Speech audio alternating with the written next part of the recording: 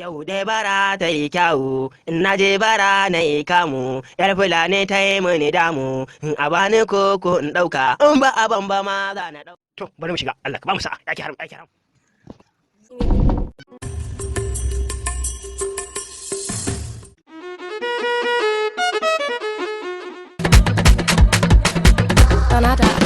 Daɗi na da marka. San mu kawo, da fita? To, ‘yan sa idan unguwa, na fita idan ku akai, na dawo idan ku akai. Ya za ka faɗa mini haka? Abokinka ne ni fa. Waye? Dauda ne. Dauda ne, majalisa za ka je ne? Eh. Tafi da ni.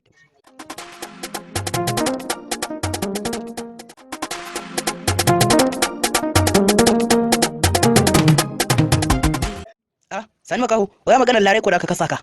Kar ka ƙara cewa an kasa ni, kar ka ƙara. To ya zaka ce ba kasa ka ba, tunda wani ya riga ya aure ta. Kaga kai abokina ne na amana, sirri zami da kai. Kaga na je gidan boka, na je gidan malam, yanzu larai ta kai ta kawo, kullum sai na hira da ita. To mijin nata. Wannan sakar mijin nata, ai jira nake kawai ya sake tan aure. To munafiki, na kina sake din, na kina sake ta. Waye? Wayo!